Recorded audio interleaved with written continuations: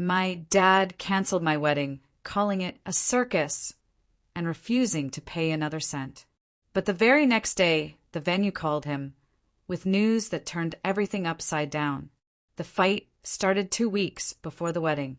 We were sitting in my parents' living room, floral sample books and catering contracts spread across the coffee table. My fiancé, Ethan, had just left after another long planning session, and I thought things were under control. Then my dad leaned back in his chair, arms crossed, his voice sharp as glass. "This isn't a wedding anymore, it's a circus, and I won't fund it." My stomach dropped. "What are you talking about?" He jabbed a finger at the contracts. "Look at this. 5-course dinners, an ice sculpture, a live band. It's out of control. We agreed to something elegant and simple, not a Broadway production." Mom tried to step in, her voice soft. "John, she's just excited. It's her big day." But he cut her off. "Excited is one thing. This is excess. I worked 30 years to save that money and I won't waste it." I felt my cheeks burn. "Dad, it's not just about the money. Ethan and I already put in our savings too. This is the wedding we both want." His eyes narrowed. If Ethan really wanted it, he'd pay for it himself instead of letting me bankroll his parade. The words stung deeper than I could admit. Ethan wasn't freeloading, he was contributing everything he could. But to my dad it was never enough. That night he made his decision. He walked into the kitchen, pulled out his checkbook and tore it half right in front of me. "I'm done," he said coldly. "Cancel the vendors. Cancel the venue. I'm not paying for this circus." My mom gasped. I just stood there, frozen, as the sound of ripping paper echoed like a verdict. 12 years of imagining my wedding, months of planning, weeks of balancing deposits and deadlines. All of it felt like it was slipping through my fingers. I went upstairs and called Ethan, my voice shaking. "He canceled everything," I whispered. "He said he won't pay another cent." There was silence on the line, then Ethan's steady voice. "Then we'll figure it out ourselves. We don't need his money to get married." Part of me wanted to believe him, but the reality was harsh. Without my dad's support, we couldn't cover the final payments. The venue, the caterer, and the florist all required balances due in days. I lay awake that night replaying every word my dad said. A circus. A waste. Not worth it. The daughter in me ached for his approval. The bride in me burned with humiliation. The next morning, I tried to reason with him. "Dad, please. We've already sent invitations. Guests have booked flights. If we cancel now, it's not just embarrassing, it's cruel." He didn't even look up from his newspaper. "Not my problem. You should have thought of that before you turned a family wedding into a spectacle." Mom placed a gentle hand on my shoulder, her eyes filled with guilt. "I'll talk to him," she whispered. But deep down, I knew talking wouldn't change anything. My dad wasn't just upset about money. He wanted control, and the only way to get it back was to destroy the very thing I had been building. Before we continue, please subscribe to the channel and write in the comments about which country you're watching this video from. Enjoy the story. That night, as I sat on the edge of my bed surrounded by crumpled to-do lists and unpaid invoices, I thought it was over. My wedding dreams, my perfect day, were ruined. But the next morning, the phone rang. It was the venue. They weren't calling me. They were calling my dad. And what they told him was only the beginning of a story he never saw coming. The phone call came just after breakfast. My dad was sitting in his favorite chair, sipping coffee and pretending everything was normal when his cell phone buzzed. I was in the kitchen with Mom, picking at a piece of toast, still raw from the fight the night before. "Hello," he answered, his voice brisk. There was a pause. Then his eyebrows shot up. "This is John Carter, yes. What do you mean the balance is overdue?" Mom, and I froze. I could hear the voice on the other end, faintly through the receiver. Calm, professional, insistent. Dad's face reddened. "That's impossible. I canceled the contract yesterday. You must have gotten the wrong account." Another pause. His free hand gripped the arm of the chair until his knuckles turned white. What do you mean it's non-refundable? I exchanged a look with Mom. Non-refundable? Dad's voice grew louder, sharper. Listen, I'm not paying another cent for this disaster. Cancel it. Have you hear me? Cancel everything. But the venue representative didn't back down. I could hear their voice rising just enough to carry through the line. Sir, your signature is on the agreement. Final balance is due by Friday. If you refuse to pay, we will proceed with legal action. Dad slammed the phone onto the table, his face twisted with rage. What happened? I asked quietly. He glared at me, his words biting. You signed me into a trap. That's what happened. I shook my head, my chest tightened. No, Dad. You signed it yourself. You insisted on handling the venue because you knew better. Remember? For a moment, silence filled the room. Mom looked down at her lap, her hands trembling. He turned back to me, his voice low but venomous. You've embarrassed this family. Now they think I'm some fool who can't pay his bills. I swallowed the lump in my throat. No, Dad. You embarrassed yourself when you tried to pull out. And now the venue is holding you accountable. For the rest of the day, the house was tense. Dad made call after call, trying to strong-arm the venue into dropping the charges. But every time he hung up, his temper flared hotter. By evening, it was clear he was stuck. The venue wasn't budging. They can't do this, he muttered again. They can't force me to fund this circus. But they could, and they were. That night, Ethan came over. He sat beside me at the kitchen table, his hand wrapped around mine. I heard what happened, he said gently. If your dad refuses to pay, we'll figure something out. Maybe a smaller ceremony, maybe a courthouse wedding. But I shook my head. No, I won't let him destroy this. He doesn't get to decide my wedding isn't worth it. Ethan squeezed my hand, his eyes steady. Then we fight back. Together. Mom stepped in then, her voice shaking. He's not going to admit he's wrong. You know that. But maybe, just maybe, this will force him to see that his control has limits. Her words hung in the air like smoke. For the first time, I realized this wasn't just about money. It wasn't about the venue or the contracts. It was about my dad's grip on me, on the family, on everything he thought he could control.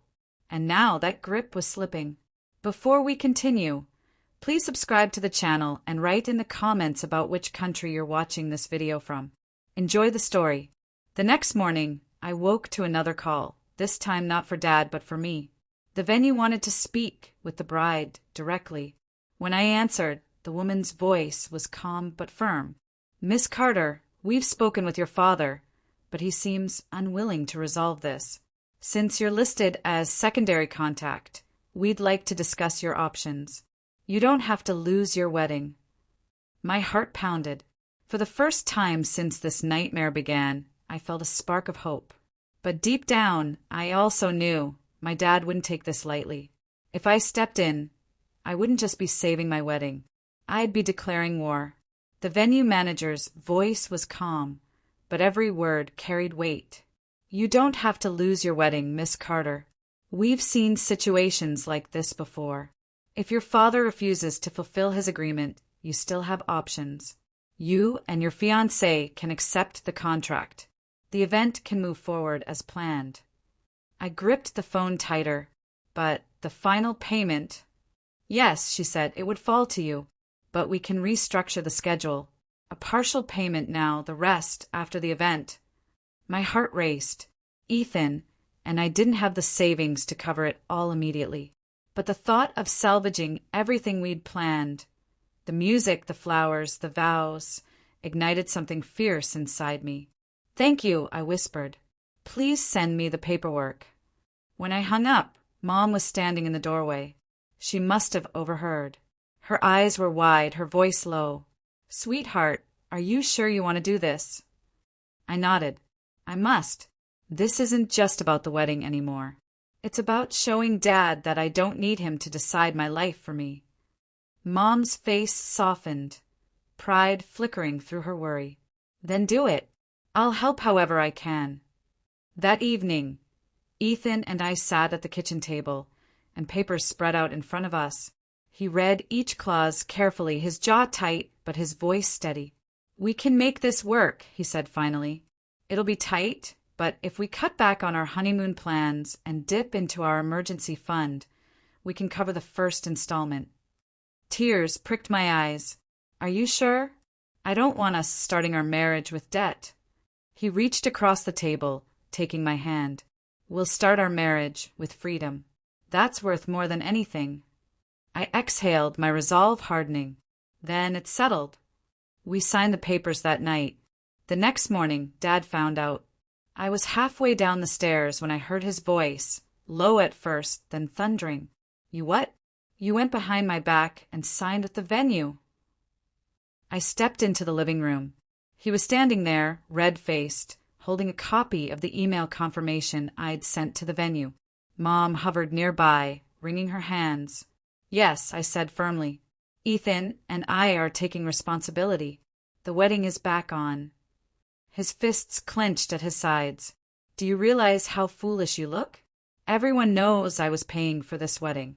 Now they'll think I abandoned you. My chest tightened, but I stood on my ground. You did abandon me, Dad. You tore up the checkbook. You called my wedding a circus. You thought you could control me by pulling the plug. His face twisted, a mixture of anger and disbelief. I was protecting you from your own stupidity. No, I said quietly but firmly. You were protecting your pride. For a moment, the room was silent except for his ragged breathing. Then he pointed a shaking finger at me. You'll regret this. You'll come crawling back when the bills crush you. I swallowed hard, my voice steady. Even if they do, I'll never crawl back. I'd rather fail on my own than succeed under your control. Mom gasped softly, covering her mouth. My dad's eyes flickered, just for a second, as if the words had pierced through his armor. But then the rage returned. Fine, he spat. If you think you don't need me, don't expect a dime. Don't expect me to show up. As far as I'm concerned, you made your choice. He stormed out, the door slamming so hard the walls rattled. I stood frozen, my heart pounding. Mom stepped forward, wrapping her arms around me. I'm sorry, she whispered, but I've never been prouder of you. Before we continue, please subscribe to the channel and write in the comments about which country you're watching this video from. Enjoy the story. That night, Ethan and I sat in my tiny apartment, surrounded by half-packed boxes and wedding decorations. We did it, he said softly. We took it back. I nodded, but uneasily lingered in my chest. My dad wasn't the type to walk away quietly, and I was right, because the next morning a new problem emerged, one that threatened to unravel everything all over again. The next morning, I woke up to a dozen missed calls and frantic texts from Ethan. Call me right now. Urgent. It's your dad. Check your email. My stomach twisted as I opened my laptop. At the top of my inbox was an email from the venue. The subject line made my heart sink. Notice of potential cancellation. I clicked it open. Dear Miss Carter, it began, we have received a call from Mr. John Carter, claiming to be the primary financial guarantor of your wedding contract. He has informed us that he wishes to terminate the agreement, citing family disputes. Please contact us immediately to clarify ownership of the contract. I stared at the screen, my pulse hammering in my ears. He tried to cancel the wedding again, this time behind my back. Ethan was on the phone within seconds. He's trying to sabotage it, isn't he? Yes, I whispered. He called them pretending he still had authority. He's not letting go. That afternoon, I drove straight to the venue with Ethan by my side. The manager, a calm woman in a navy blazer, greeted us in her office. We just want to be clear, she said, folding her hands on the desk. Mr. Carter insists he has the right to cancel, but the paperwork shows you and your fiancé as active signatories. He no longer has control. Relief washed over me, but it was short-lived. However, she continued, because of his actions, we need written confirmation from both of you reaffirming the contract. Otherwise, we risk being dragged into a legal dispute. Ethan reached for the pen without hesitation. We'll sign whatever we need to. But I wasn't relieved. I was furious. My dad wasn't just trying to control me anymore. He was actively trying to ruin me. That evening, I confronted him at my parents' house. Mom met me at the door, her eyes filled with worry. He's in the study. Please don't make it worse. I pushed past her, my voice trembling but firm. Why would you call the venue, Dad? Why would you try to cancel my wedding again? He looked up from his desk, calm as stone. Because I refuse to watch you throw your life away on a circus. If I must step in to stop it, I will. You don't have the right anymore. I shouted. You signed it away the moment you tore up that checkbook. Ethan and I are paying. It's ours now. You can't control it. His eyes narrowed. You think money changes everything? You think paying for it yourself makes you wise? You're still my daughter, and I won't let you embarrass this family. My voice broke, but I forced the words out. The only embarrassment is you, Dad. The venue knows the truth now. You can't touch it anymore. And if you try, I'll fight you every step of the way. For a split second, something flickered in his expression. Shock, maybe even hurt, but then it hardened again. You'll regret this, he said quietly. You'll regret cutting me out. I turned and walked out, my heart pounding.